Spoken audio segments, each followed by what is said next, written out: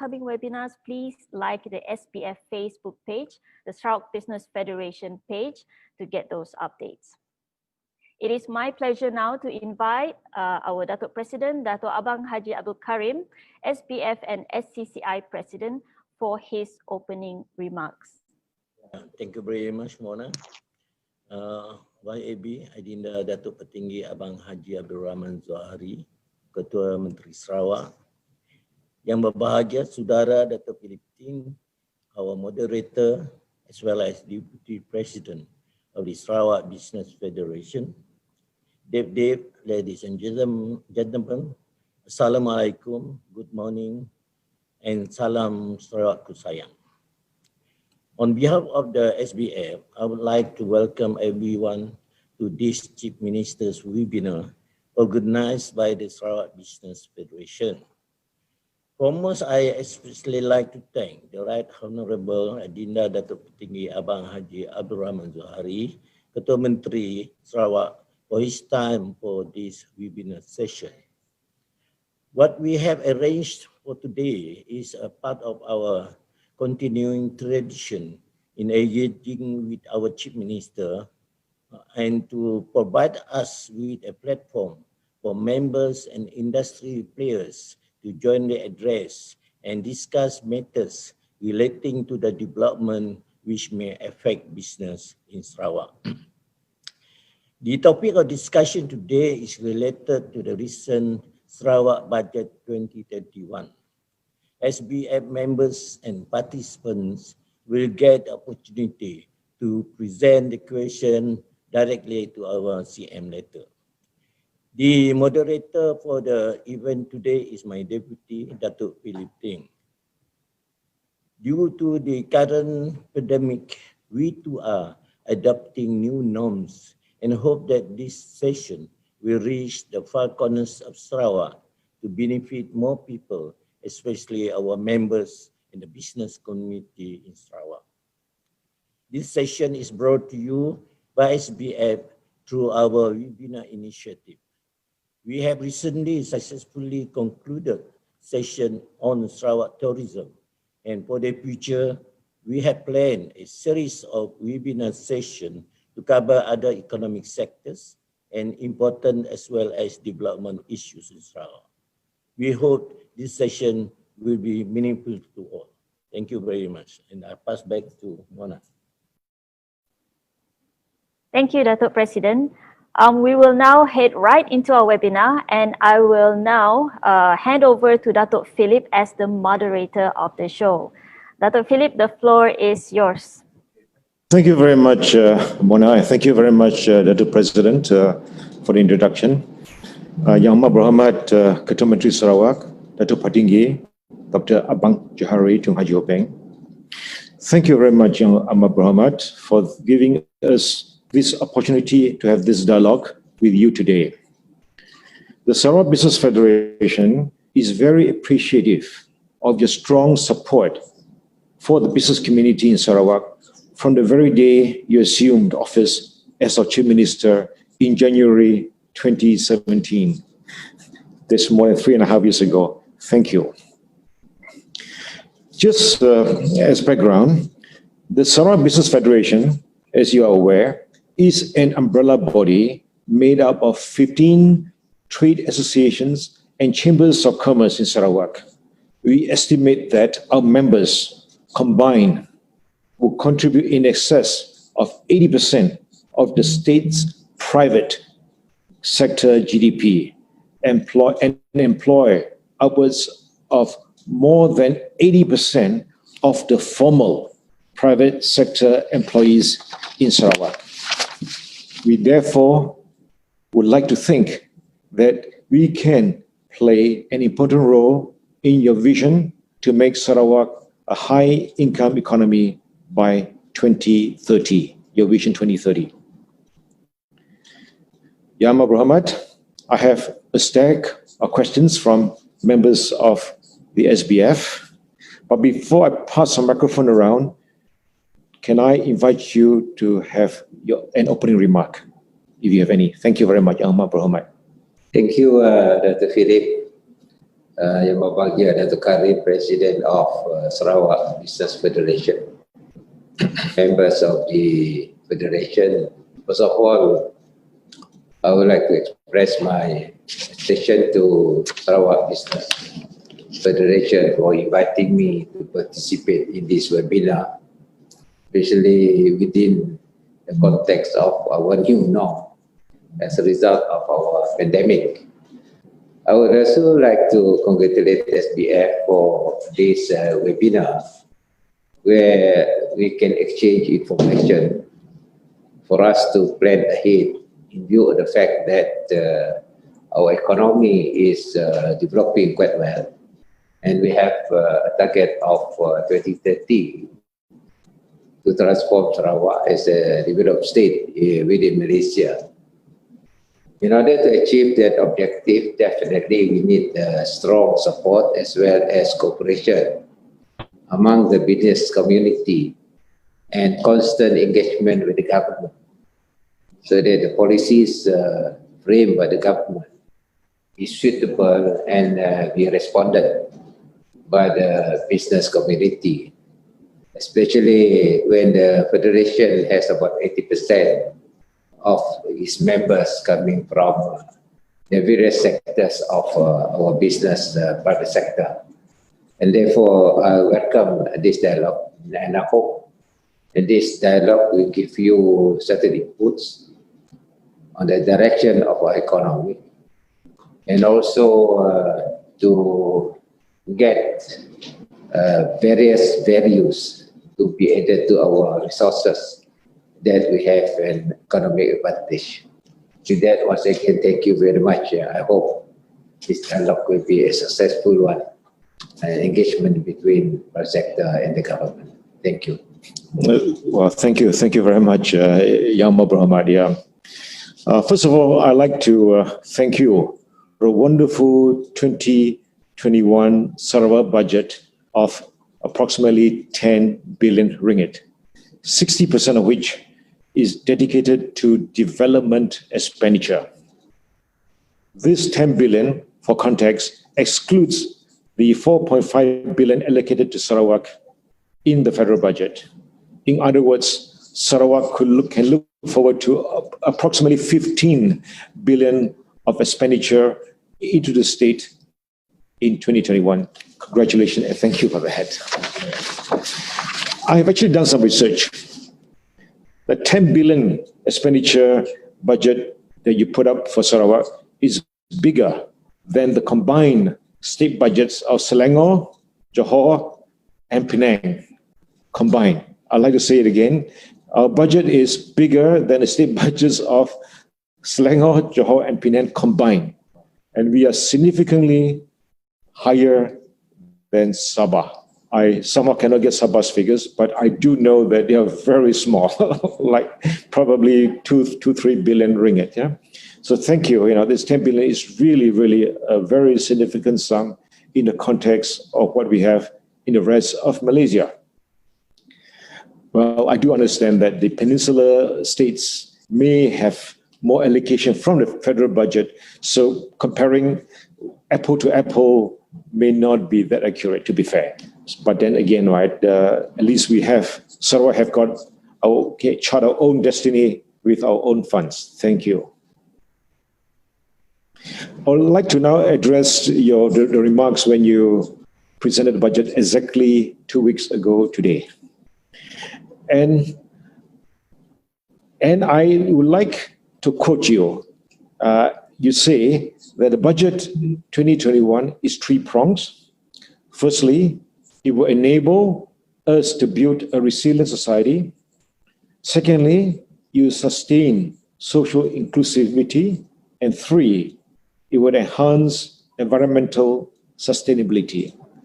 And this you intend to achieve through 8 strategic thrusts, which, well, it's too lengthy for me to enumerate here, which, you know, many of you who wants to know that could probably access it online.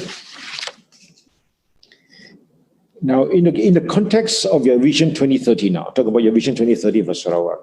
I take it that the 2021 3-pronged budgets that I've just read out is the first step towards achieving the three main deliverables of your Vision 2030. And I understand them to be the following three. Correct us if I'm wrong, okay? The first deliverable of your Vision 2030 is to achieve high income status for Sarawak with a gross household income of 16,000 ringgit per month. And that is a 300% increase from the current 5,300 ringgit per month per household. That's the first one. The second deliverable which you intend to achieve in Vision 2030 is to improve the Gini coefficient of the state, which currently stands at approximately 0.38. In other words, you propose to close the wealth and income gap between urban and rural dwellers, between the different regions of Sarawak, and more importantly, between the different races in the state. I think that is a very, very admirable thing to do, Yang Amat Berhormat. The third deliverable you have enumerated in your Vision 2030 is that we're going to achieve all of the above while maintaining a clean and healthy environment for all in Sarawak. Is our understanding correct, Yang Amat Berhormat? And do you have any other comments to make? Yeah. Thank you very much. First of all, we have to look at our objective of transforming Sarawak into a developed state by the year 2030. As it is, we have to look at our total GDP. The current GDP is roughly about 133 billion ringgit. That is our GDP. And if you were to be a developed state by 2030, the total GDP will be roughly about 300 billion. To be exact, it was about 332 billion. Meaning a lot of work has to be done in order to achieve that. And our household income by the year 2030 is roughly about 60,000. And having said that, we have to look at our plan from 2021 to 2030. I have set what we call the Sarawak Economic Action Council in order to provide us certain inputs and certain ideas what we should do between now and 2030. The core of this transformation is basically based on two premises. One is our effort to transform our economy into digital economy. And number two is sustainability of our environment. These are the core. Besides, of course, we have to train the right talent in order to get to that particular destination of a developed state by 2030. It encompasses all the deliverables that you have mentioned in my budget. And therefore, what we have to do now is we have certain shortcomings in Sarawak, particularly to transform the rural areas. The rural areas need basic infrastructure that is necessary to transform what we have trying to achieve by 2030. Number one is road and bridges. Roads is important in the rural areas, and that will make this area accessible for any economic activities, particularly agriculture, and to a certain extent, education. Number two is the supply of our basic water as well as power to the rural areas. And this is necessary because any economic activity, particularly if you were to use technology, you need power, constant power supply. And number three is our internet connectivity. With these three basic infrastructure, we can, I think, transform the whole Google setting for them to take advantage of their competitive advantage in terms of land, as well as other sources, resources that they have, and then add value to these resources.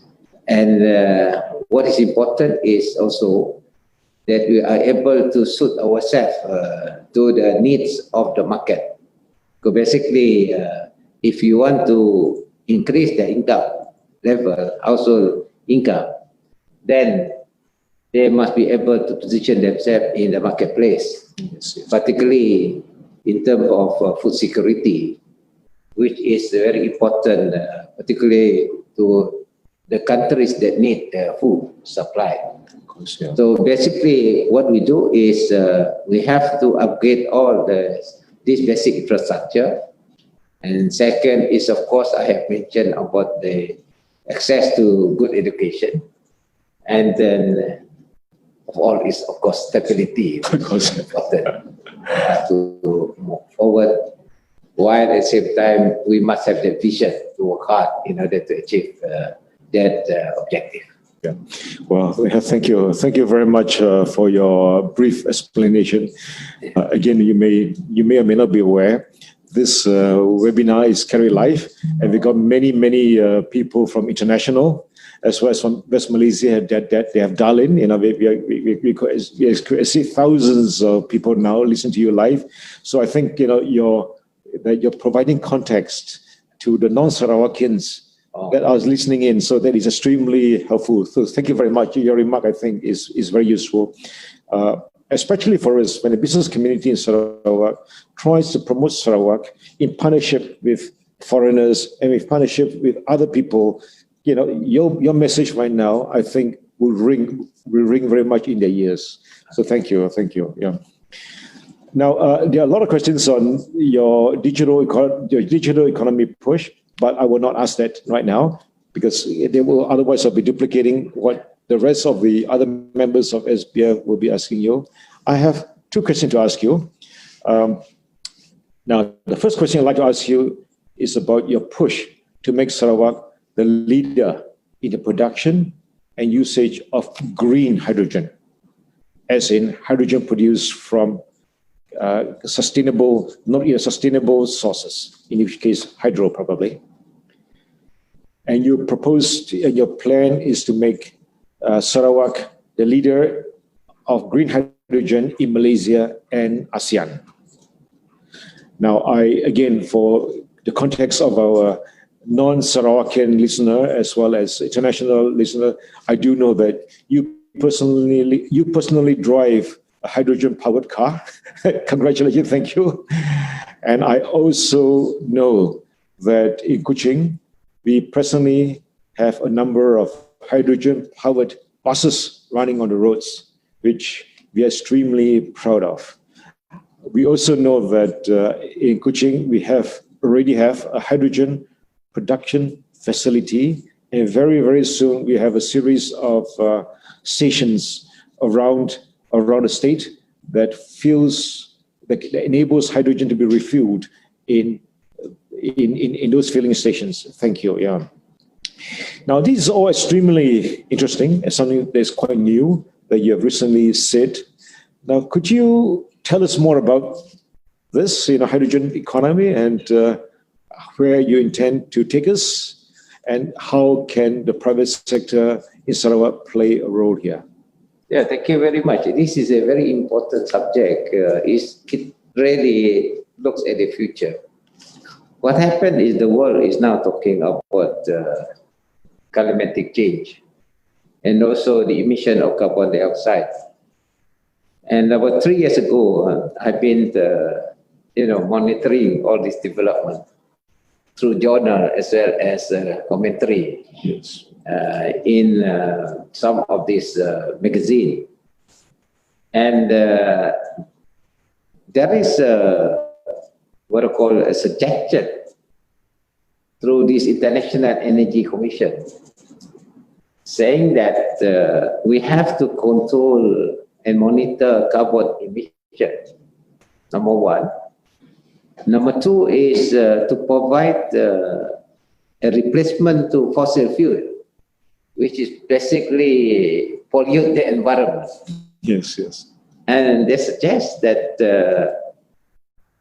countries all over the world should try to replace the use of fossil fuel or based on hydrocarbon to renewable energy. And I went to Germany. I had an engagement with the Air Liquide, the international company that has been talking about energy and producing friendly energy. Then the question of option between electric as well as hydrogen-driven energy. It reminds me of the fact that Sarawak, we have water. And they're talking about the separation of hydrogen and oxygen through the process of electrolysis, meaning through the membrane.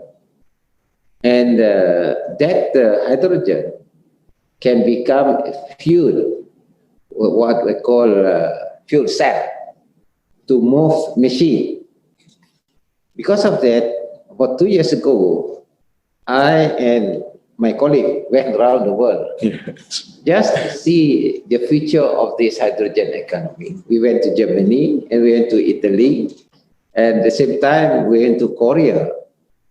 And at the end of the day, I went to France in Paris, because at that time, as you know, if not mistaken, Scotland has also used the hydrogen public transportation, as well as Paris, they're using taxi using hydrogen. Now, the next question is it hydrogen dangerous or not to us? So that is the first question that we look at. And having known the technology involved, the question is whether it will create certain, hazard to society. What happened was, so in Paris, I went and saw this hydrogen taxi and trying to find out where is the station that refueling station for hydrogen. So I used Google Map Paris, and we found one station near Eiffel Tower. Okay. We went to that station, then it is there to refill your car with hydrogen. And it is the midst, as you know, Eiffel Tower is the midst of tourism area in Paris. Center. Meaning it is not dangerous. So when we come back, we set up our what we call the prototype process of producing hydrogen from our water. And it seemed to be quite successful, though the cost is still expensive. Yes, yes. And then with that, I noticed that it is doable. And the question is just to keep on doing research and development on this particular subject of hydrogen. Yes. So I initiated this project of, transforming or using our water, which is renewable energy, to produce hydrogen. While doing that, it seems that the other countries are monitoring us. So lately, we have received expression of interest by Sumitomo and INEOS, which is a subsidiary of Nippon Oil, to set up 10,000 tons of hydrogen plant in Bintulu. And apparently, meaning that they are takers now. So what we do, we work together with this international company because they are also responding to the world needs to reduce carbon emission and also to create a clean environment throughout the world. So I think that is the background to it. And lately, Petronas has expressed interest to do R&D together with Sarawak Energy. It happened that, as you know, we are producing hydro energy. And this hydro energy can start as a start to separate the hydrogen-oxygen process. And then with our abundance of water, which is renewable, then I think we can contribute to the world need of clean energy, meaning what we call is energy that is renewable. That's right. So we are at this stage now. And recently in the Dewan Undangan Negeri, Dun, I was asked about the future of hydrogen. Then I quoted the European Union hydrogen strategy. They say that by the year 2030 to 2050, the market will be about $11 trillion. $11 trillion. $11 trillion. Wow. And it seems that, according to their study, during that period, Australia will be the main country that will export hydrogen. And I think we can be part of that league to produce hydrogen. And with that in mind, with the success of our R&D, there's a possibility that the cost of producing hydrogen will be less over time, and then it will be competitive. People go for clean energy. I think Sarawak can take advantage of that in view of our strength in water as well as in process of water into hydrogen. At the end of the day, you know, after separation, if they use through the engine, then the oxygen and hydrogen will meet again, produce water at the exhaust. That is for the car. That's right, that's right. But there are other machines that can use hydrogen as what we call fuel cell and energy. Yes, yes. So that is our future. Sure, sure. Thank you, thank you. Of course, hydrogen have got other industrial uses as well. Yes, so, yes. Thank you, thank you. I think it is very exciting. I think going forward, looks like hydrogen will be the next LNG of Sarawak, equivalent of LNG of Sarawak. I think the world is moving towards that. Yeah. That's right. And the good part is it is clean and it is clean, and it does not pollute and does not emit carbon to the atmosphere. You can produce hydrogen through gas. Yes. But still it's brown technology because you still use hydrocarbon. Yes, correct. So I don't think under that category, it can be termed as clean energy. Yes, that's right. They call it blue hydrogen, I think. Okay, thank you very much. My second question to you is on the Sarawak Digital Bank that you announced recently. Now, again, for context of our non-Sarawakian listener today, I can remember not too long ago, in the last, I would say less than 30 years ago, there was something like about 5 locally Sarawak-owned and Sarawak headquartered banks. I can name them now. They're Bank Utama, there's Hokwa Bank, there's Kongming Bank, there's Watap Bank, and there's Bianchang Bank. I can name at least 5. There could be more, but I can remember not so long ago, less than 30 years ago, that there were 5. Since then, all of them have been bought over, absorbed into the bigger banks, and they're all headquartered in Kuala Lumpur. And may I say, the business community in Sarawak are not too happy about that, because we, especially, it became more obvious recently during this pandemic. The business community in Sarawak feels that many of the West Malaysian headquartered bank do not pay enough attention and give enough priority to the private sector in Sarawak. Now that is a valid and common complaint, yeah? Tell us more about your plans for the setting up of this Sarawak digital bank. How soon can it be? You know, how well do you think the private sector could adapt to it?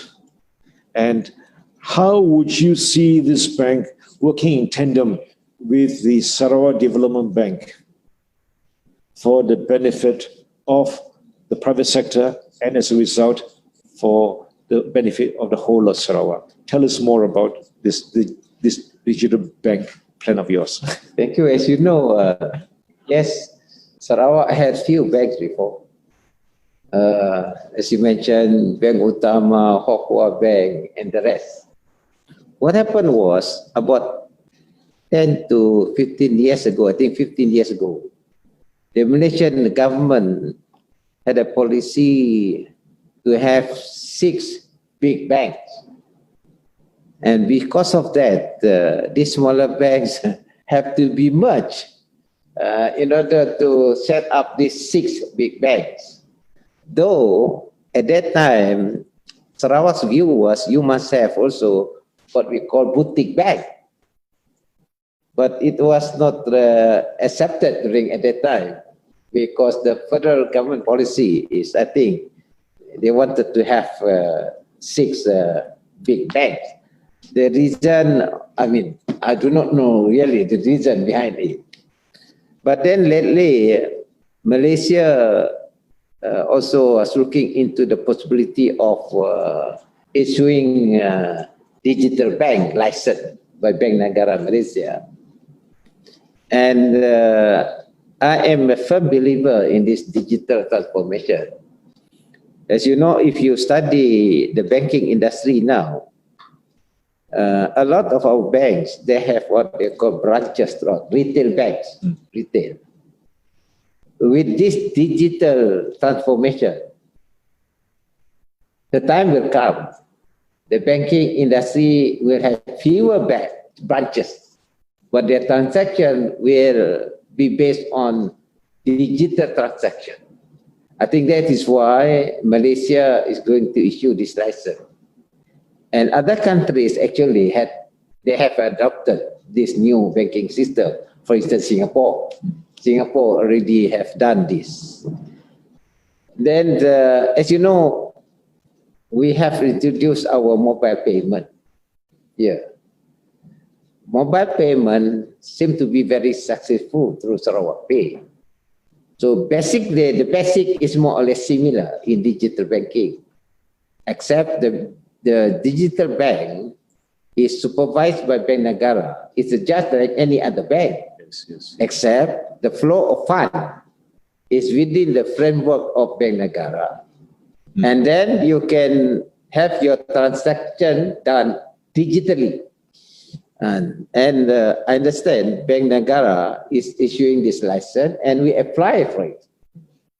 Owing to the fact that the future of settling your business transaction will be done digitally. Yes, of course. Especially we have Kuala Lumpur and we have Singapore, which is a regional financial center. In other words, Sarawak must be linked to that center.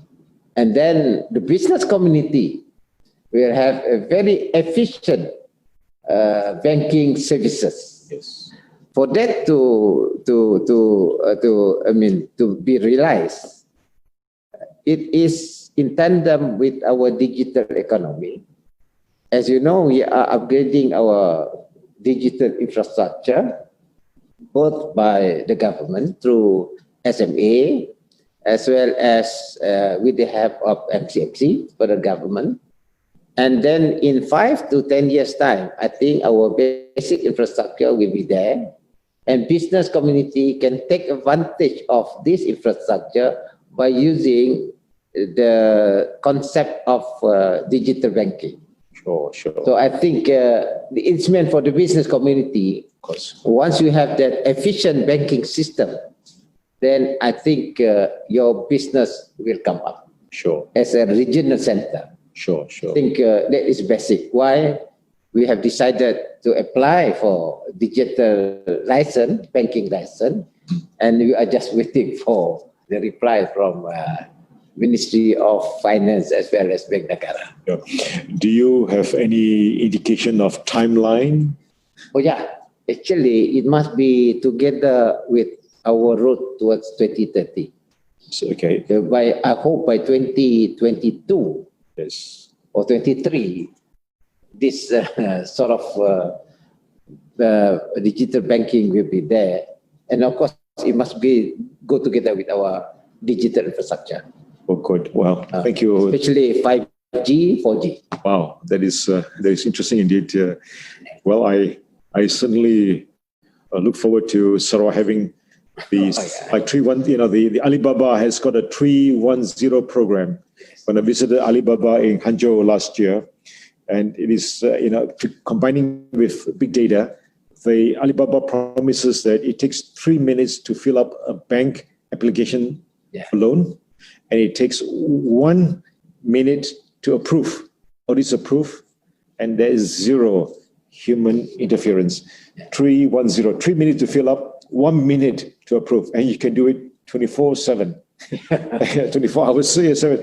Now that is, I would really look forward to having a Sarawak Digital Bank that can do the kind of thing that is being done overseas right now. So thank you very much.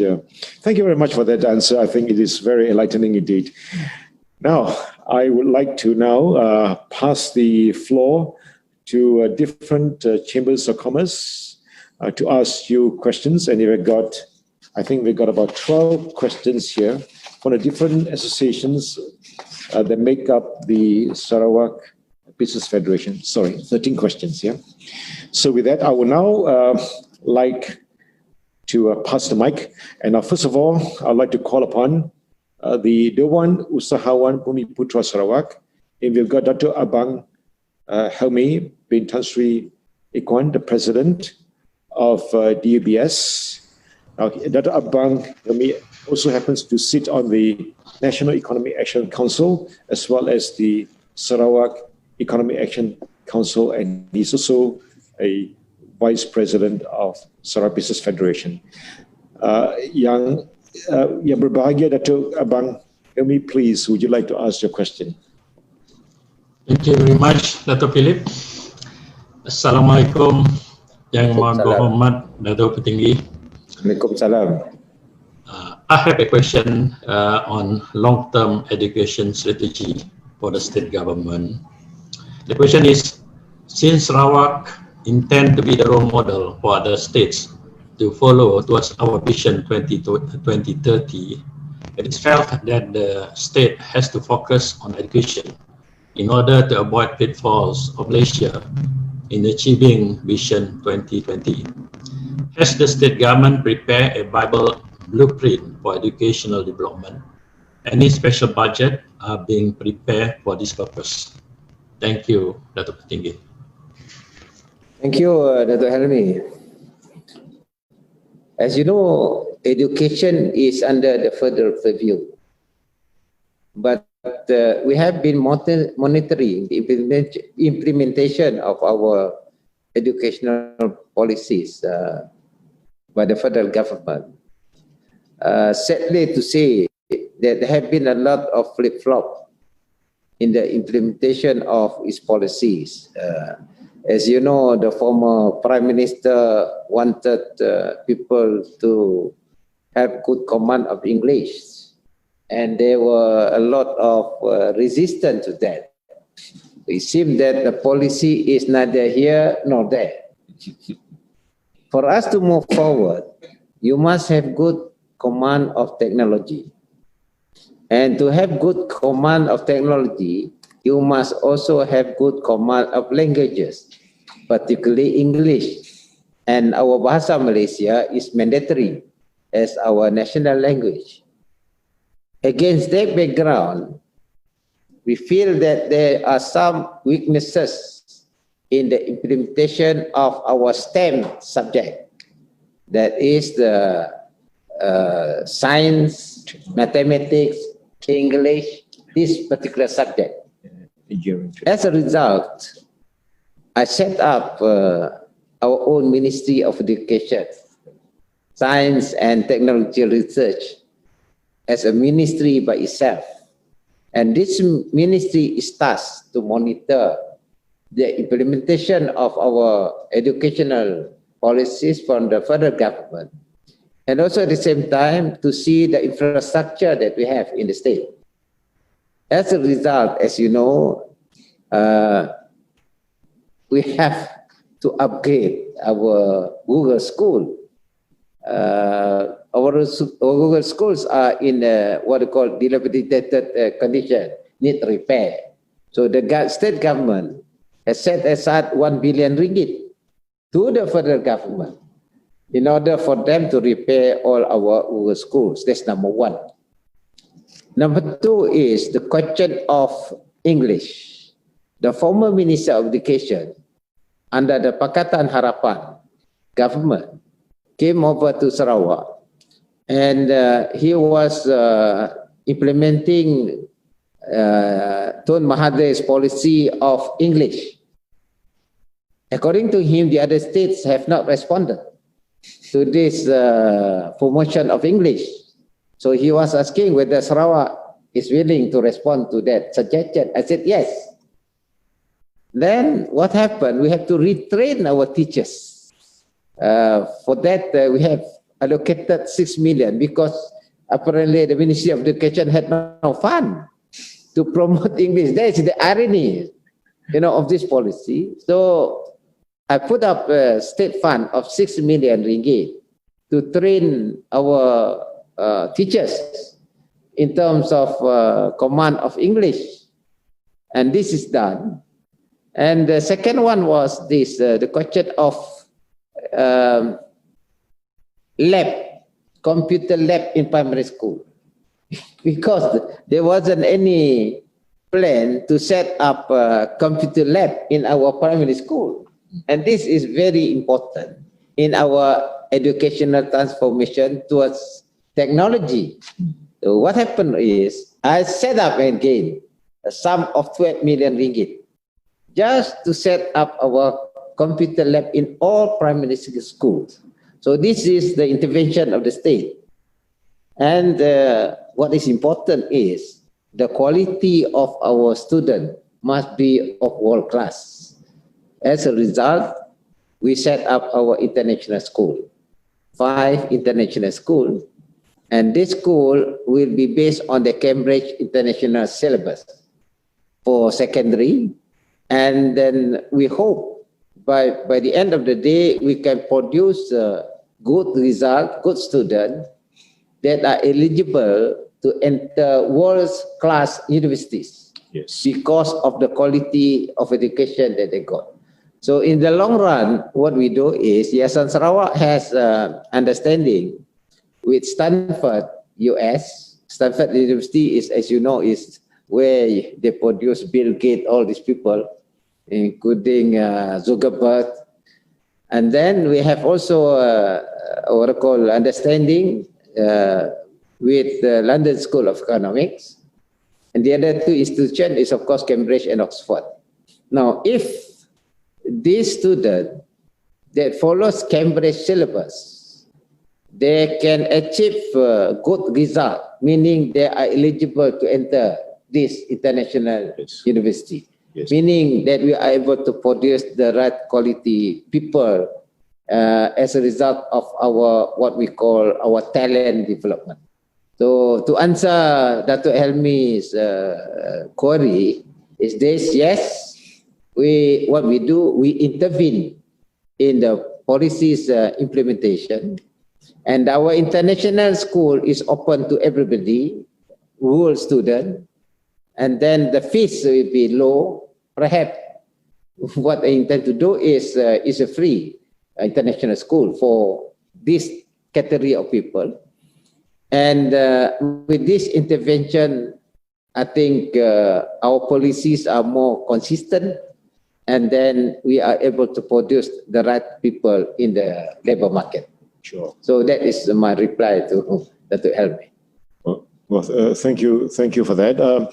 Maybe just a follow-up question on that, on education. There's presently at least 3,000 international students in Sarawak, which cannot enter Sarawak now. They're spread over in Swinburne, Curtin, Unimas, UCTS. And not only that, also in secondary schools like Lodge and Tunggaputra, and some of the international schools in Sarawak.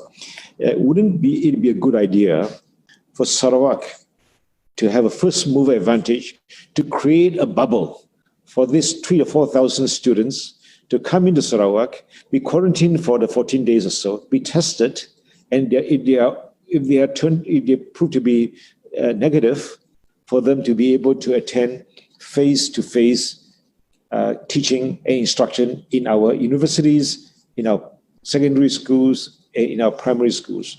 Would it not make sense for Sarawak to push for this travel bubble for international students that need to come back to study in Sarawak? Yeah, I mean, this is a sort of an extension to the policies that we have now. As you know, we have two universities, Curtin, originating from Australia, Curtin and Swinburne. And we have our own homegrown university, UCTS. And these are all, the shareholders are mainly Yayasan Sarawak.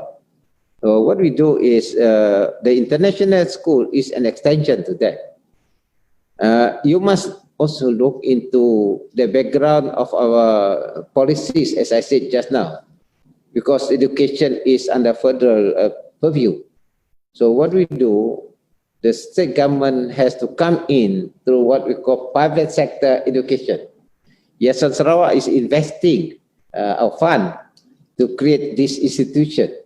And with that sort of approach, we are able to produce what we want. At the same time, there are also private international schools now.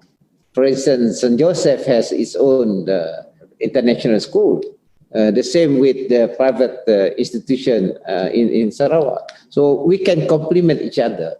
In other words, you have, I tell you, there are three streams. One is national syllabus. Two is this international syllabus with command of English. And then the third one is, you must remember, UEC. UEC, the Chinese school, that can also produce the right people using Mandarin as their main, language. So in other words, you can produce English educated, English command of English, as well as command of Mandarin. And the whole world economy now is, hovering between English and Mandarin. So I think if we have this liberal, not so liberal, quality education system, meaning you can place yourself in any marketplace in the world economy. And that, I think, is an advantage. If we have a system of education that is flexible, that is suitable to the whole economic ecosystem. I think that is one of the reasons why I think a state government is looking at education as it is. Sure. I was asking whether would it make sense for Sarawak to create its own student bubble right now for the 3,000 or so. Yeah, why not? To come in. Yeah, no.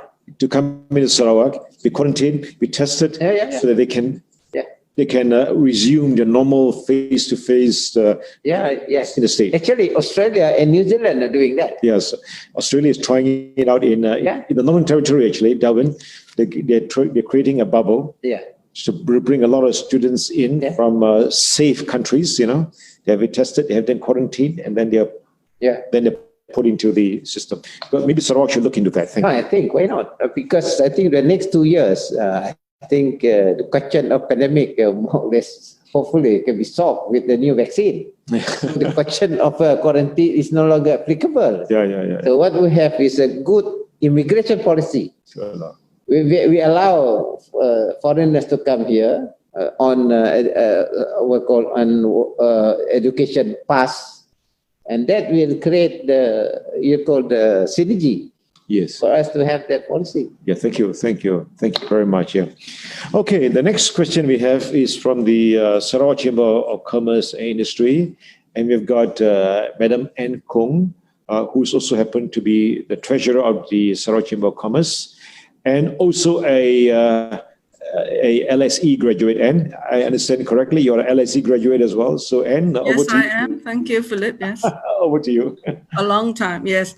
Good morning, Yang Amat Berhormat Ketua Menteri Sarawak, and also to Datuk Philip and Datuk Abang Karim seated in Wisma Bapak.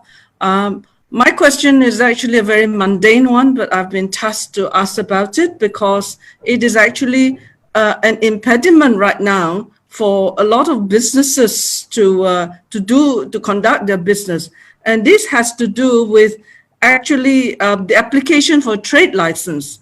Now, as you know, the trade license, the revenue goes to the state government. It costs 25 ringgit a year, and but the collection agency is the Inland Revenue, a federal government agency, and there is currently no online option to register for a trade license or for renewal. It must still be applied for and renewed in person. And the reason this has become such an issue is because during the pandemic, on social media is posted the long queues to apply and renew trade licenses. It goes round and round and round. It's only 25 ringgit. But this document is currently a document requested for by many agencies for proof that one is conducting a trade or a business. It is, for example, a document requested for when small micro businesses apply for government assistance in the current COVID pandemic. So my question is, how much revenue does the state government really collect from the registration of trade licenses? Is it something that the state government can forego and maybe in the current environment to assist businesses in the current pandemic?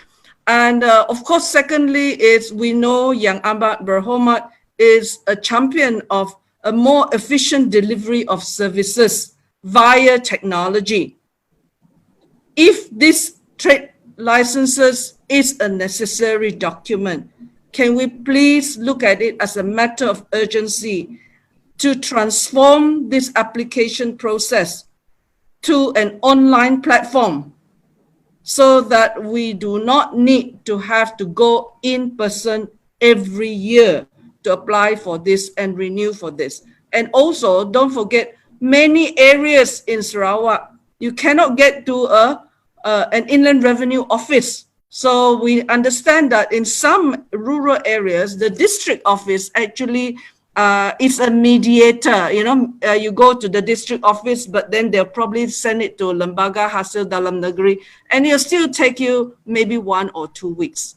So in today's environment, maybe we don't, you know, what is the purpose of the trade license? And maybe to make everybody's life easier, can we even make it like 5 yearly renewable, you know, like driving license, you know, I don't have to go every year to renew. Okay, this is a very practical problem for small businesses in Sarawak. Thank you.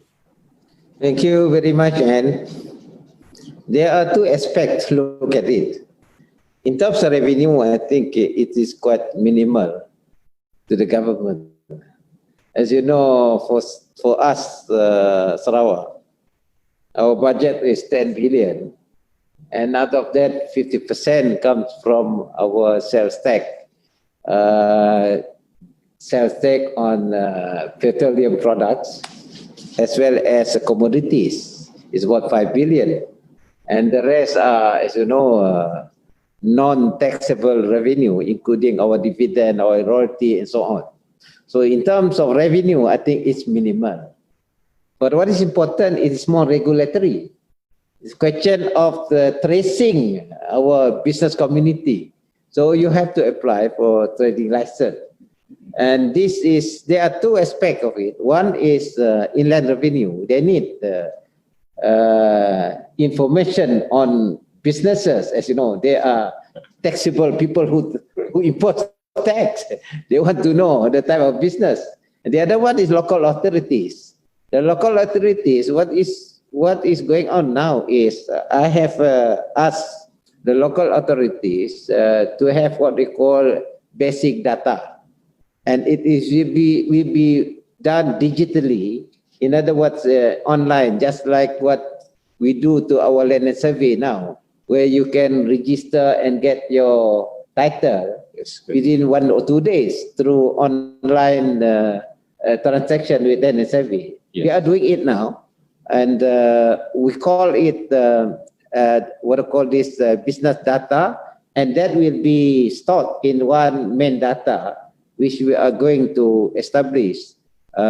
Also, our what we call the Sarawak identity data, where all your information are merged in one platform, and we are going to do that. I hope when we deliver this data system, we can solve this problem of trading licenses within the Sarawak government agencies.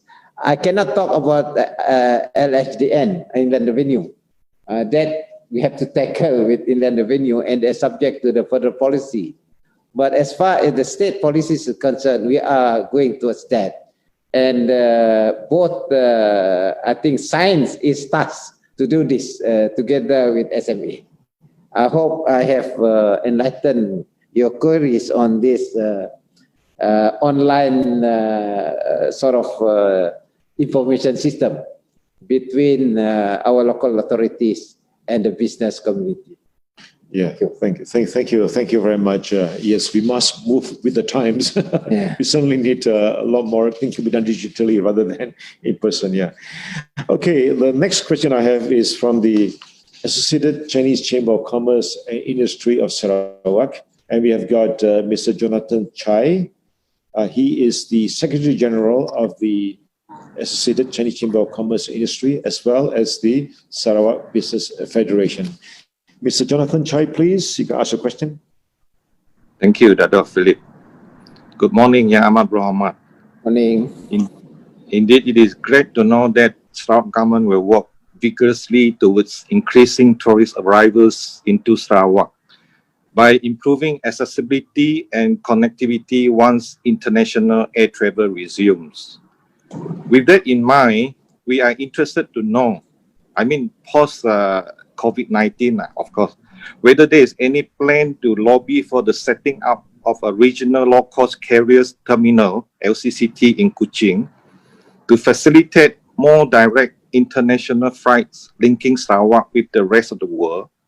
Also, on a related issue, whether our Sarawak government has any intention to set up or even acquire any airline to enhance connectivity between different cities or towns domestically, or even with Singapore or Indonesia for purpose of trade apart from tourism. Thank you, Yang Amat Berhormat. Thank you, Jonathan. Very interesting question. The low-cost terminal. Actually, there was a proposal to set up our low-cost terminal in Sarawak. But then apparently the project itself was being deliberated, and there is no conclusion to set up our low-cost terminal. And I know very well that based on statistics that we have at the moment, our Kuching airport actually is congested. In the next 2 years, that airport is no longer able to sort of receive the number of visitors of flight through Kuching airport. In other words, we have to plan now. I think it's premature for me to reveal what we have in mind at the moment, but definitely we are looking into a bigger airport which can accommodate the increase in flights, as well as the potential increase of tourist arrival to Sarawak after this pandemic. So to answer your question, yes, there is a plan to that, but it's being deliberated by people who are specializing in this airport development. And number two is question of new airline. There was a proposal also for us to purchase certain share in one airline. But this airline, I noticed I also got certain liability. So if you were to purchase share or acquire a certain stake in this airline, and you are still having minority block, I think it doesn't give any effect to you. Might as well you set up your own with clean, clean airline company. I think what we do now is we are still looking at it, but definitely I agree with you that we must have our own homegrown carrier in order to connect with strategic location. For instance, Hong Kong, Korea, Japan, Australia, the nearby location, destination, for us to bring our tourists to Sarawak. We are looking into it. The right approach for us to set up our own airline, maybe not 100% government, but together with private sector. Because airline, it has to be private sector driven, with government equity with the private sector. I think that's those are the information that I can reveal at the moment. Thank you. Sure. Okay. Thank you. There is already probably a lot of very, very cheap airline assets right now on the market to be sold. Yes. The timing is about correct. Thank you. Okay. The next question comes from the Sarawak Oil Palm Plantation Owners Association, and we've got Mr. Andrew Cheng Muifa. He is the CEO of Sarawak Oil Palm Plantation Owners Association. Mr. Andrew Cheng, please, you ask your question. Thank you, Dato' Philip. Yang amat berhormat Ketua Menteri Dato' Petinggi. Good morning. Morning. I'm Andrew Cheng Muifa, the CEO of Sarawak Oil Palm Plantation Owners Association. My question is actually an appeal to Right Honourable Chief Minister to consider. Sarawak sales tax for CPO export, which was introduced in 1998, has not been revised even with a much higher cost of CPO production over the years. SAPWA is appealing for higher threshold of ringgit Malaysia 2,000 per metric ton instead of the current 1,005 per ton, which was fixed 22 years ago. The new threshold price will bring about an additional 4.7% to 7.4% increase of GDP, income generation, and jobs to Sarawak, arising from a very recent KPMG study report carried out in September 2020. However, to achieve this potential CPO production, we desperately need 40,000 foreign workers now for harvesting operation, which we are so critically short of. This we seek for young Ahmad Berhormat's help. Taking this opportunity, SAPO wish to express our appreciation to the Right Honourable Chief Minister for allowing oil palm plantation being essential services to operate during this COVID-19 pandemic. Thank you once again, Yang Amat Berhormat Dato' Petinggi.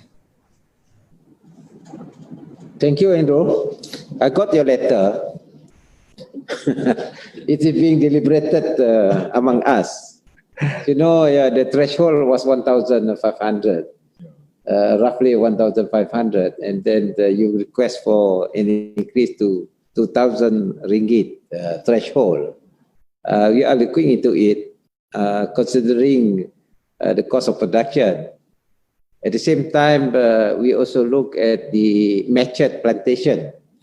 The matured plantation, as you know, the cost is quite less because we don't have any more input there except for what they call replanting exercise for your old trees to new trees. So what happened now is we are still deliberating on it, the pros and cons and all the factors which we hope will arrive at a reasonable threshold. It could be 2000, it could be 1007, it could be 1008. But at the moment, I can answer your question definitely because it is being processed between your side as well as the government side. Thank you very much. Okay. Well, thank you very much, Chief Minister, for that. Okay, the next question comes from the Sarawak Housing and Real Estate Developers Association, SHIDA. And we've got Dr. Richard Tan Yok Seng. He's the Secretary General of SHIDA to ask his question next. Dr. Richard Tan, please. Thank you very much, Dr. Philip. Good morning to the Right Honourable Chief Minister. The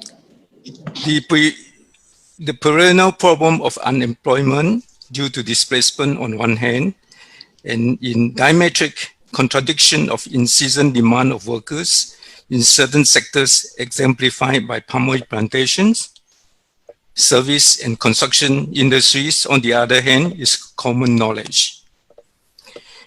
This mismatch and dislocation is further exacerbated by COVID-19 pandemic, where current public health and traveling protocols curtailing re-entry of foreign workers unable to return for gainful employment. If this disequilibrium continues unabated, it will have serious repercussions on the state's productivity and investment going forward. We would like to have Yang Ahmad Mohamad's thinking on how this trend could be re-engineered and tackled in the long run. Thank you very much, Yang Ahmad Mohamad. Thank you, Richard. I think we have engagement between your side and our side on the question of the housing industry, especially during this pandemic. As you know, we have passed one law in the last Dun City in respect of this COVID law that is going to be extended to the nation, and we have certain exemption on the housing industry based on the needs of the local industry. I agree with you that we got problem of workers at the moment.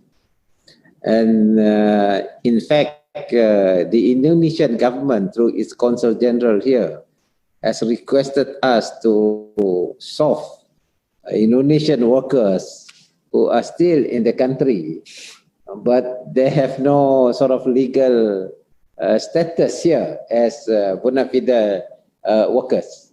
What we're doing at the moment is we set up our own special desk on workers that are still around in Sarawak, but they are here illegally to legalize the illegal. In other words, we are not going to do the sort of formality to legalize it, but with the cooperation of the Indonesian government.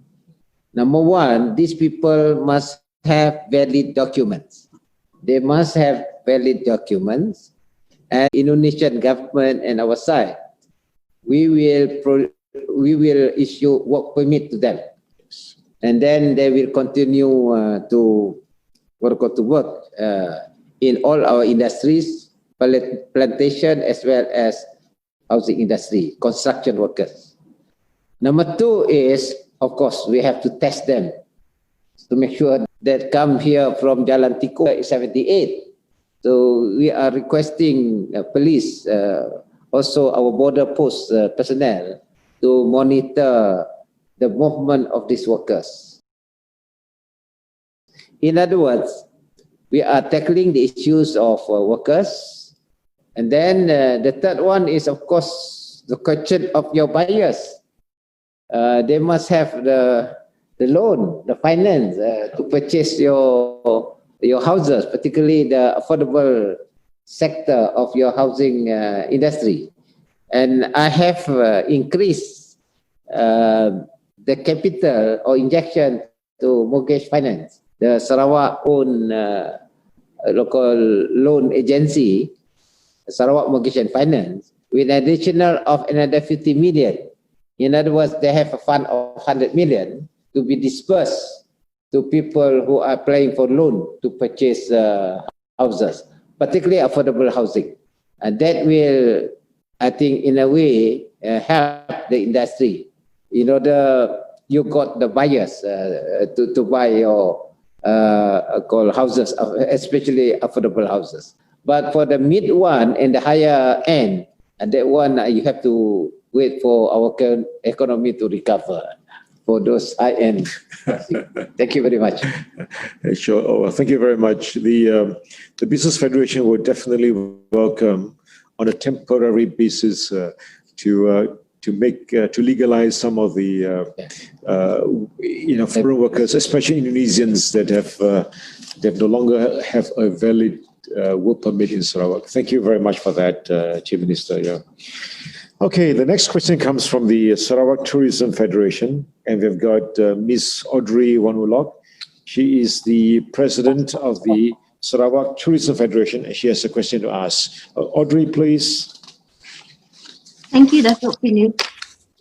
Very good morning, Yang Amat Berhormat Datuk Petinggi. Okay, losing 2020 to the COVID pandemic, many tourism businesses went under. Tourism, as we all know, was the first to sink and will be the last to float. Some travel agencies and smaller hotels have also temporarily closed. And in a recent health check survey done on our members, many more may close permanently. So entering 2021 with highly uncertain international tourism economic climate and really at the mercy of COVID-19 and the availability of vaccine locally, our SDF question, Datuk Petinggi, is what action plan does the state government have in the pipeline to restore and reactivate the tourism sector in order to protect employment in the tourism industry?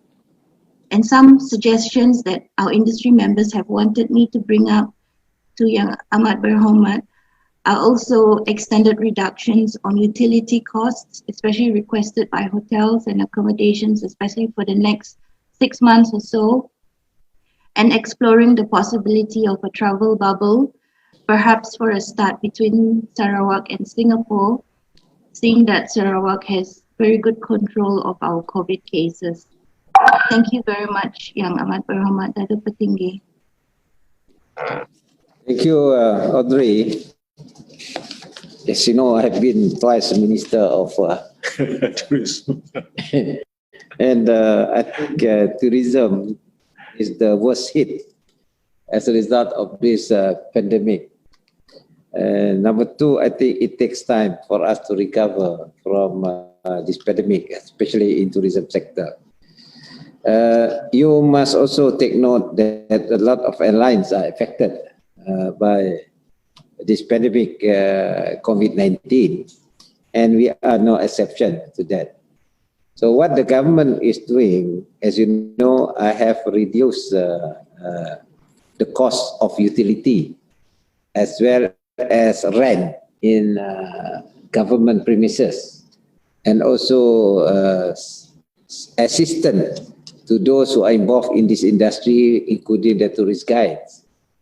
And I think at this moment, the Ministry of Tourism, Arts and Culture, they are busy planning to boost local tourism.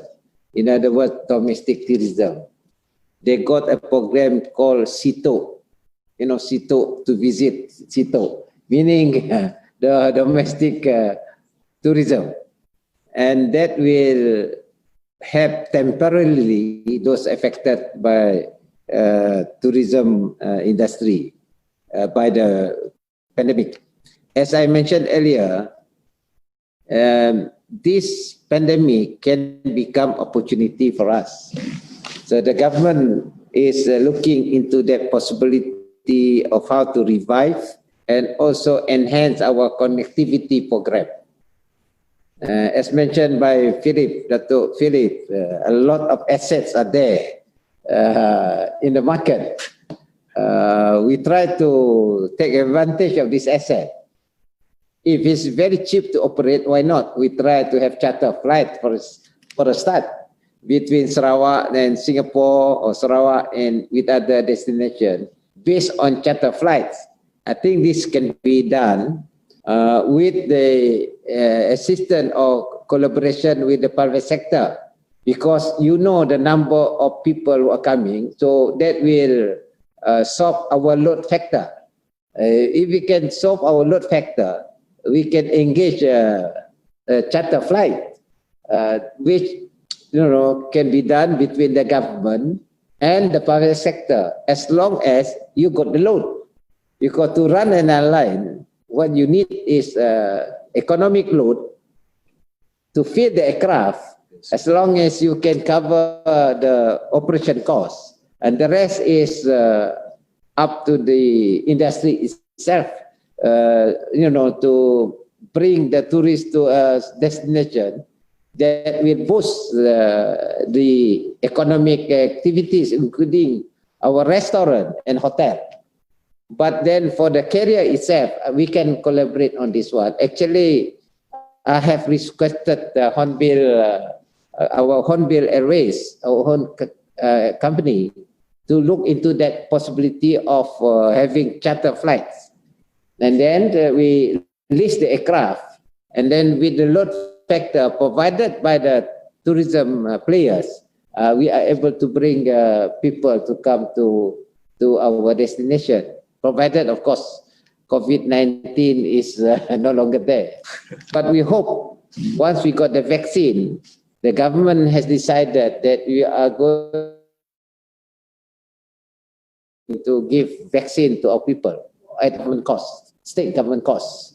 I think once stability comes in, the tourism sector, we hope with this sort of approach, we are able to recover fast in the services sector. I hope that enlightened Audrey as well as those players in the tourism industry. Thank you. This very good, and also very generous of the Sarawak government to give vaccine to all Sarawakians once the vaccine is available, and we hope that it will be pretty soon. Yes. Certainly by the middle of next year anyway. Well, thank you. I think that is a great answer that we are all looking forward to. Okay, the next question we have is from the Sarawak Digital Media E-Platform Association. And we've got Mr. Wesley Lee. He's the Secretary General of the Association, Sarawak Digital Media E-Platform Association. Okay, Wesley, over to you, please. Good morning to YAB Dato' Patinggi. Of the 10 million budget being allocated for digital economics, how much of that is targeted to help potential companies?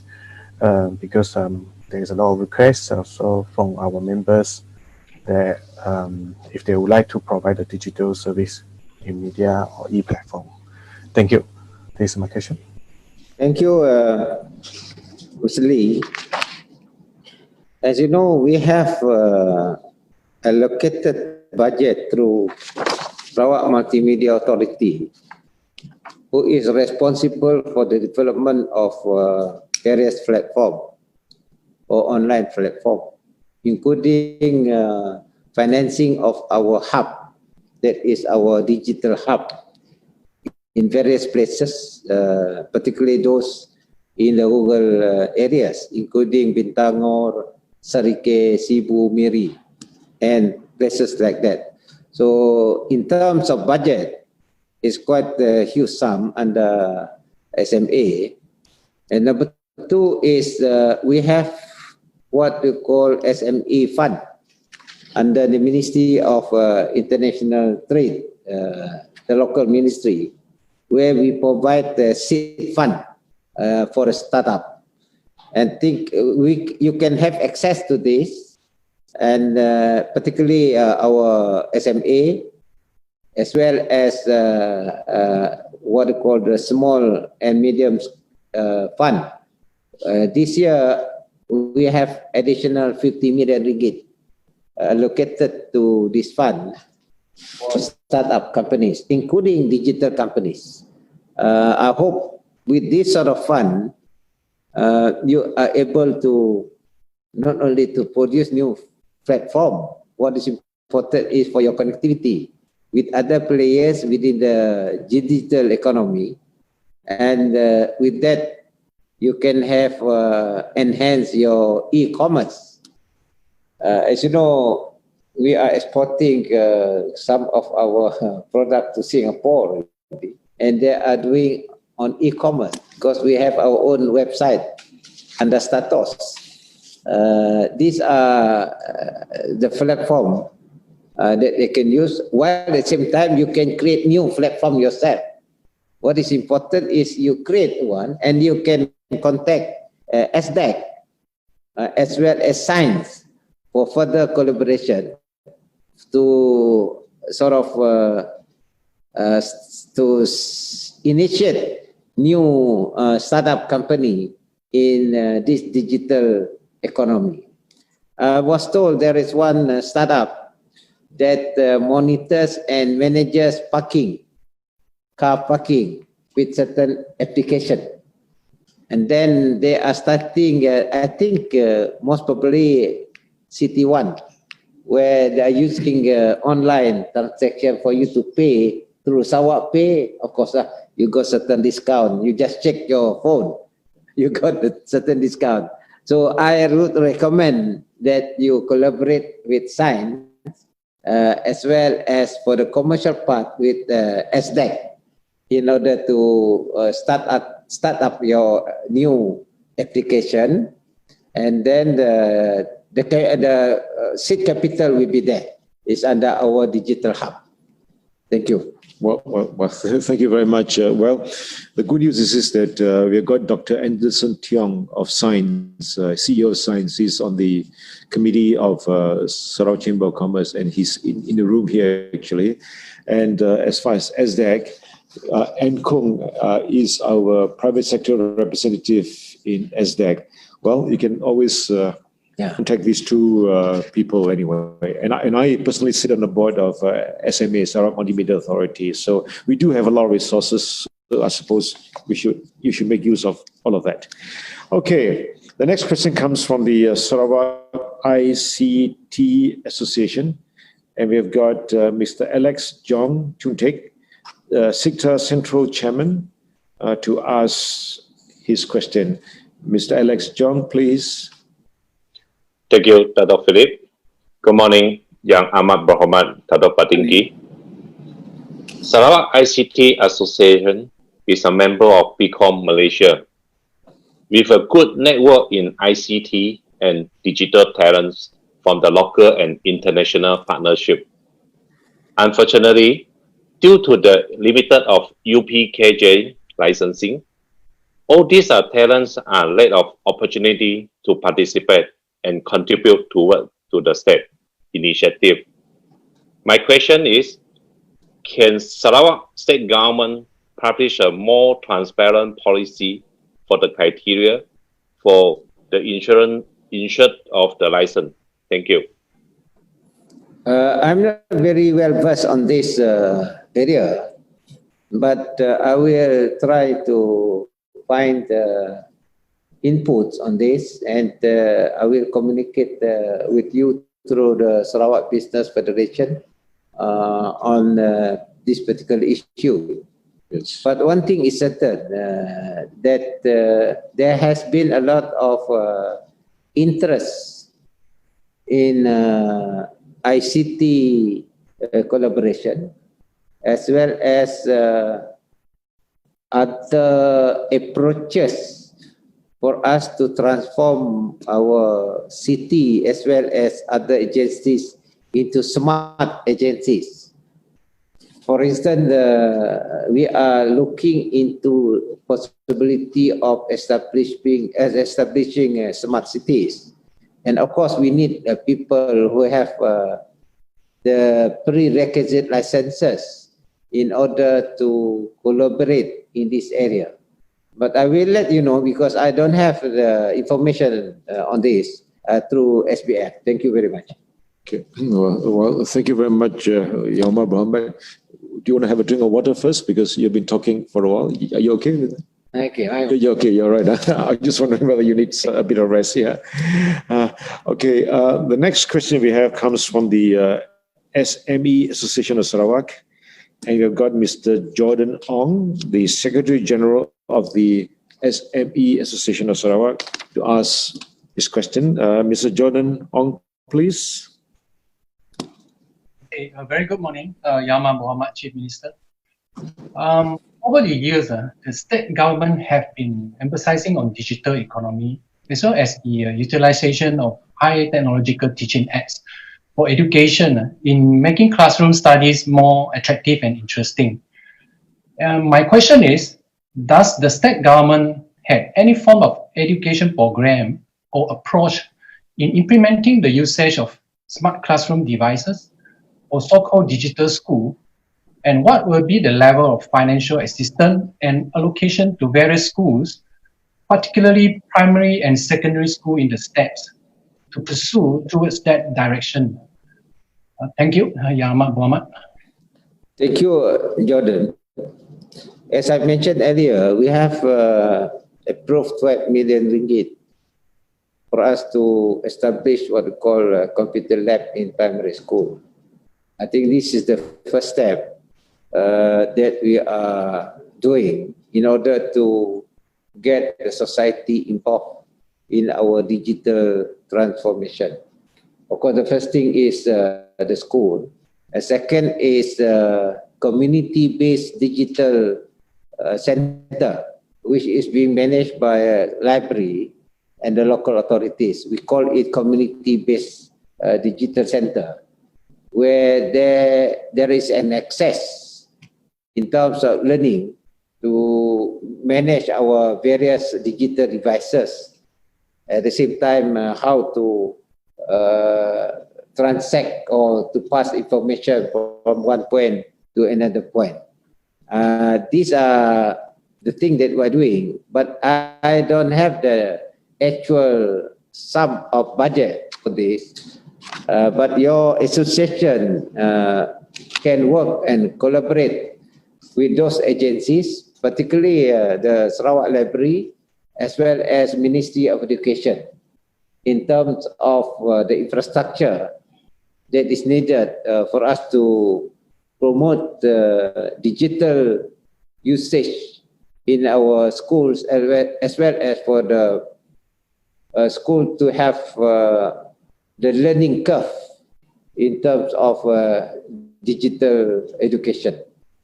And one thing is we are looking into one syllabus undertaken by the Chinese in China, where they use these digital devices for them to teach students. Even the blackboard itself is digital blackboard. And when they study mathematics, they use fun game mathematics, where the student is able to understand various mathematical problems. At the same time, for them to think and more so to get the solution to problem. And we are looking into it, and the Ministry of Education Sarawak has been tasked to look into this syllabus. I hope that will answer your question on the issue of how to teach digital devices as well as digital application to our students. Okay. Thank you very much for that answer. Well, the next question comes from the Sarawak Entrepreneur Association, and we've got Mr. Presley Ng, the Secretary General of the Sarawak Entrepreneur Association, to ask the next question. Mr. Presley Ng, please. Thank you, Dato' Philip Tim. Very good morning, Right Honourable Chief Minister. Thank you for having you here. My name is Presley Ng, represents Sarawak Entrepreneur Associations. We have a question to CM, especially from the young entrepreneur involvement in Sarawak. CM, my question is, What opportunities and incentive does the state government provide to nurture local tech or agricultural setup, including JV with foreign entity with know-how and knowledge transfer? Thank you, CM. Thank you, Eng. I think the state government is not really keen to be involved in private sector activities because the economy must be run and driven by the private sector. So the initiative must come from the private sector, and the government can facilitate. If you were to work together with a foreign entity in certain areas, the government will facilitate that. And then in terms of funding, of course, we have as I said, SMA that can look into it and find solution to that. But what is important is the initiative must be from the private sector, because you know what the private sector wants. But for the government, we can only facilitate, and if it needs be, we have to amend our certain laws in order to suit with the private sector needs. And this is the way we work. But initially and eventually, it is the private sector that will determine. But I must welcome your initiative to work with your partner, foreign partner, in this initiative, because digital economy does not recognize border. It transcends border. And therefore, I think it will be worthwhile for us to promote cross-border trading by using digital technology. I hope I have enlightened you on this question. Sure. Thank you very much. Yeah. The next question we have is from the Sarawak E-Commerce Association, and you got Mr. Joseph Ting Kiching, Secretary General of the E-Commerce Association, to ask a question. I think his question is very similar to what the Sarawak Entrepreneur Association have asked. Never mind. Joseph Ting, you want to ask a question? Yeah. Oh, yes. A very good morning to you, Yang Amat Berhormat. On behalf of the E-Commerce Association, my question is, are there any relevant preferential policies from our government to assist in the development of cross-border e-commerce? Thank you, Yang Amat Berhormat. Yeah, thank you. I think I have touched on this subject. Apparently, the last three questions are related to technology as well as the digital economy. I must say that I must congratulate the awareness of the private sector on the importance of technology in the new business environment. As I mentioned earlier, you know, this technology does not recognize border, and then you have your business connection transcending borders.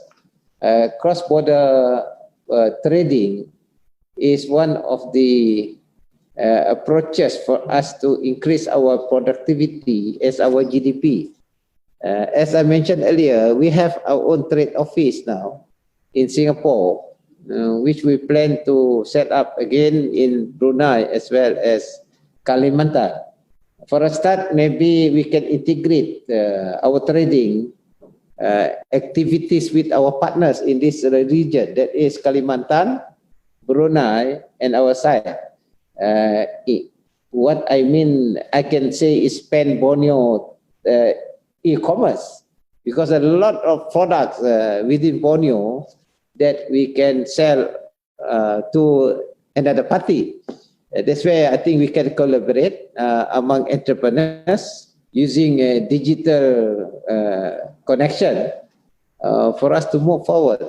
There are a lot of things that I think we can work together, and that is the reason why the government, state government, is establishing our trade office in Singapore and Brunei as well as Kalimantan. The area that has big potential is food supply chain. because we have a population of more than 3 billion within 5 hours flight, including India and China and East Asia. We can sort of, the population is there, the market is there, just a question of the type of food that we can supply, and this can be done through e-commerce. And then for this to happen, I'm glad that the private sector is proactive in this area, that you can connect with your counterpart in this particular region. And for Sarawak, we are setting aside substantial fund for our infrastructure, digital infrastructure. That is important, not only within the state, but also international linkage, because you need international line to connect with, for instance, Singapore and Hong Kong. In other words, your information will be run on real time to your customer, provided we have that linkages. For a start, we are working together with Brunei, because Brunei has a direct line to Hong Kong. So that will be connected between Miri and Brunei, and it goes to Hong Kong, bypassing, of course, the other line, which is through Singapore. Once this infrastructure is in place, then your e-commerce will be sort of regional on a regional basis. Yeah. I hope your e-commerce, the last two questions, integrated in terms of our digital transformation. Yeah. Okay. Well, thank you very much for that. And we do know that you intend to build anywhere from 2,000 towers throughout the whole of Sarawak in the next 2 years, right? 1,200 with MCMC. Yeah. Thank you very much. Yeah, that'll be very good indeed. Yeah. Okay. The next question comes from the Sarawak Association of Marine Industries, and we have got Dr. Renko Yong, who's the president of Sarawak Association of Marine Industry, to ask his next question. Okay, Dr. Renko, please. Thank you, Dr. Philip. Good morning to our Honorable Chief Minister and all the participants. I'm Dr. Renko. As Sarawak is having the most shipyard in the whole Malaysia, and particularly in Cebu, more than 40 shipyards in Cebu.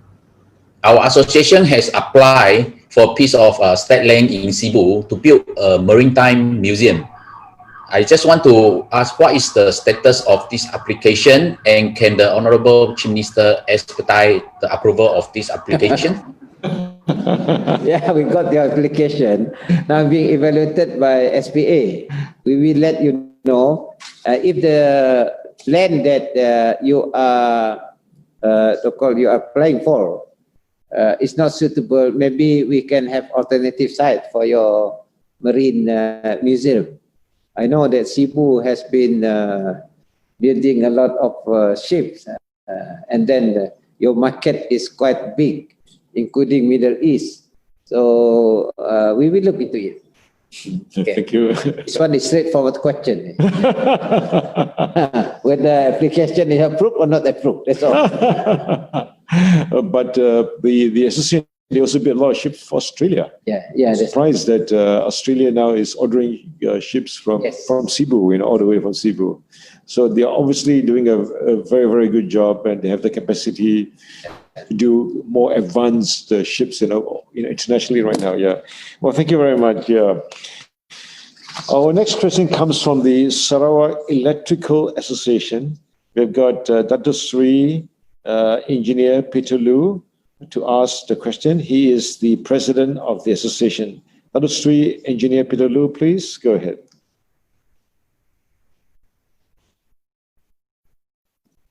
Dr. Sri Peter Lu, you're on. Please ask a question. Can you hear us, Dr. Sri Peter Lu? Yeah, I can hear you. Please.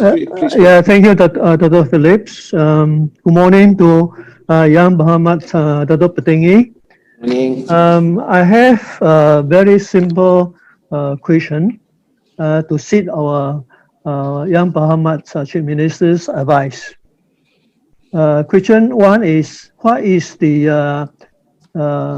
Yang Yang Muhammad opinion to privatize our power and water utility supply, which currently is under a monopoly. Could we look at Australia and New Zealand, which have a few utility body instead of one? Basically, I think we in Sarawak, all the while, it has been managed by one company. So I'm thinking of, we have the opinion to have more than one utility company. I would like to get our Chief Minister's advice. How do you see our thinking? Is it viable or it's not? Thank you very much, Dato' Patingi and our Chief Ministers. Thank you, Dato' Sri. Of course, as you know, it depends on the level of development of each country. Of course, Australia and New Zealand, you have quoted, they have multiple utility companies, as well as in other developed countries like United States. United States got a lot of utility companies. But for us in Sarawak, we are still a developing country. And utilities are very essential infrastructure in order to move our economy forward. At this stage, I think it's better for the government because a lot of fund needed for us to build a strong infrastructure. For instance, the construction of our hydro dam is quite enormous, and that needs a guarantee from the government. So I think at this stage, let the government develop this utility, including water as well as power. I think the time has not come for us to transfer to the private sector because of the enormous budget that you need. At the same time, the other necessary infrastructure asset that you have to develop. To answer your question, I think at the moment, let the government does it. Okay, thank you. Okay, yeah. A supplementary question to that. Is it possible for all the utilities bills in the state to be under one bill rather than we receive different bills from different utilities? Yes, this is being done now. It is being done under SMA, and then with the collaboration of all your utility companies, meaning you can pay one go through mobile payment. That's because it can be reflected in your bill itself. Yes, yes. You amalgamate the whole lot under one platform. Yeah, well, thank you. Thank you, very good. I think the SARAWAK Pay, I think, is doing a very good job, and I use SARAWAK Pay all the time. Yeah. Now, there are a few more questions from the others from the associations. I'll just ask some of them. The first question another question comes from the DUBS because looks like we're going into the third wave now of COVID-19. Can the state government look at the existing stimulus packages to be extended until the middle of next year? Well, we have extended the assistance up to December this year. And we see what happened for the next 6 months. Nobody can predict the effect of pandemic COVID-19. Of course, today I heard Singapore's growth is improving the last third quarter. And then the other one is what we call the development of our vaccine. There are 2 companies that are going to produce the vaccine subject to international WHO sort of certification. I think we do not know what will happen between now and June. If there is vaccine available, then I think the whole ecosystem of this pandemic will stabilize, and that's where we can plan on the question of how to assist for our economy to recover fast. At the moment, I think we are just watching. But the assistance that is given up to September we have extended up to December. Sure, sure. We see what happened. Of course. From January onwards. Yeah, good. Thank you very much for that. But if we do need it, I think we'd really appreciate if the government could extend it a bit further. Now, I've got a couple more questions. One relates to Sarawak Sovereign Wealth Fund. I know you have said something about that in your winding up debate. Not many people understand that, and not many people know about this, the Sovereign Wealth Fund, like what Norway has done. You know, do you have any comments more to make to us? Oh, well, there has been a lot of proposal, even among our DUN members, to establish our Sovereign Wealth Fund. For us, what we have in mind, we agree to set up this sovereign fund, but we have to study thoroughly. First is there must be a framework on how to manage the fund. And number two is the question of transparency. Yes. Is important. And the third is trustworthy fund managers. They can look after our investment under the sovereign fund. I think why we are thinking of this idea is this. By the year 2030, possibly we have some substantial saving in our revenue. Even with the 10 billion budget, we have to upgrade our capacity to implement projects. Now, assuming our revenue exceed 10 billion, what are you going to do with your balance? So the balance must be well managed through a professional approach, through establishing our own sovereign fund. And the model that we have in mind is Norway. For Norway, the revenue is basically coming from its resources. Yes. Whereas Singapore, the model is different. The economic model is different. What we have in mind, assuming we haven't got our resources are depleting, this sovereign fund will give us sort of income in the future. Yes, yes. I think at the moment we cannot say much about this sovereign fund. What we are going to do is we are going to engage professional expert how to set up this fund and what is the best model of the fund. You know, of course, our country we have Hazana, but then we have to see how they are run. Hazana is different, Temasek is different, and then the Norwegian is different. So we have to find the best suitable one for us in Sarawak. Sure. On the assumption that we have extra revenue. And that is important. You cannot have wealth fund if you don't have revenue. Number two, you must have surplus revenue. The question is your surplus revenue to be managed with a fund manager that is reputed internationally, that will give you return on your investment. This is the key. Yes, yes. But at the moment, I think just because we got the sales tax extra, yes. which is quite true, it's extra.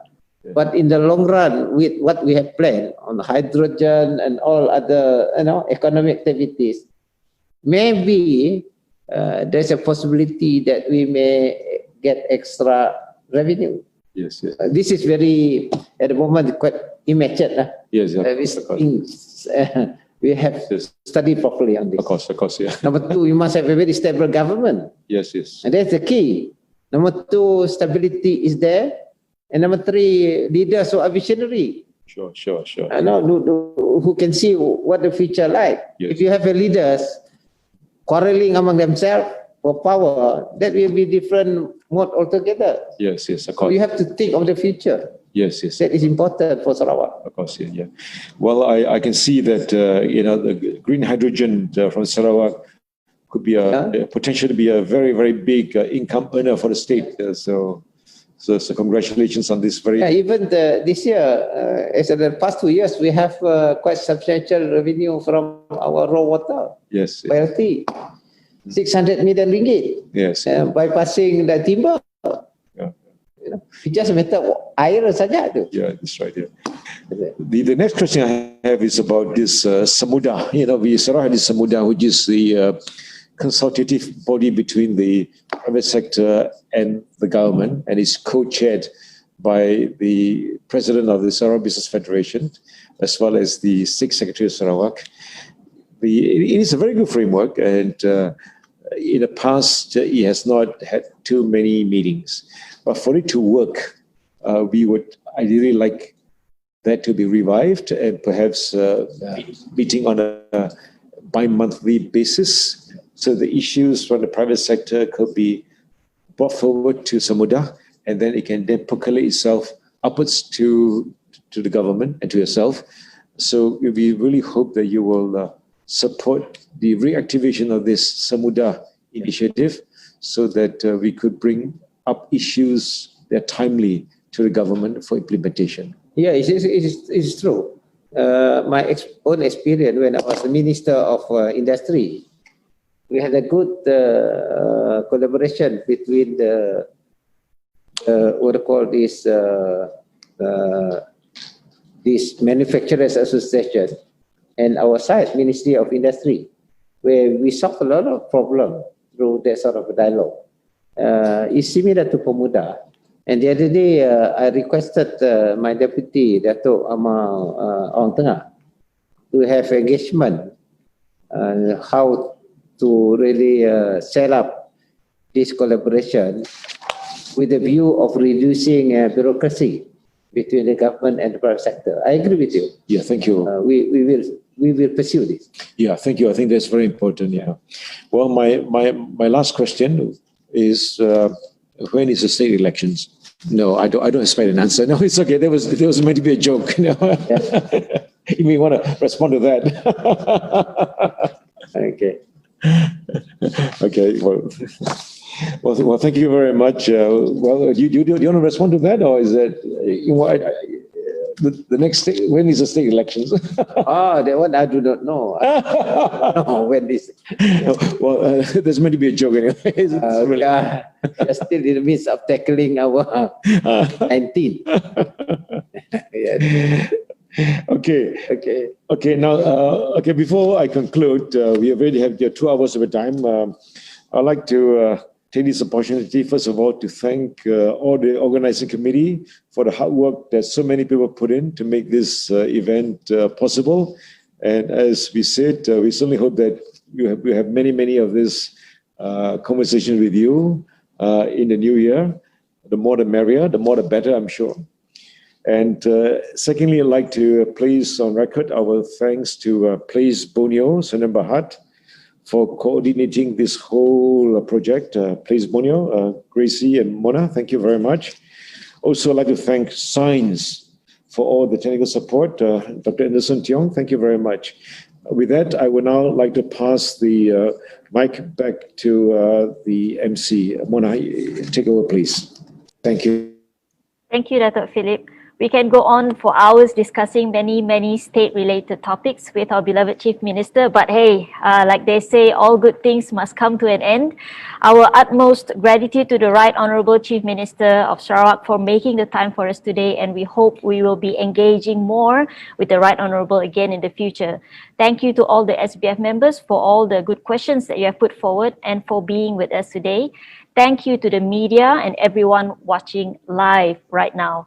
Please get updates for future webinars and events by liking the Sarawak Business Federation Facebook page and visiting the website spf.org.my, or if you want to be a member or you have any other further questions, please email admin@spf.org.my. That's admin@spf.org.my. With that, this is Mona Abdul Manap signing off from the Chief Minister's webinar by the Sarawak Business Federation. Assalamualaikum and have a great week ahead. Bye-bye.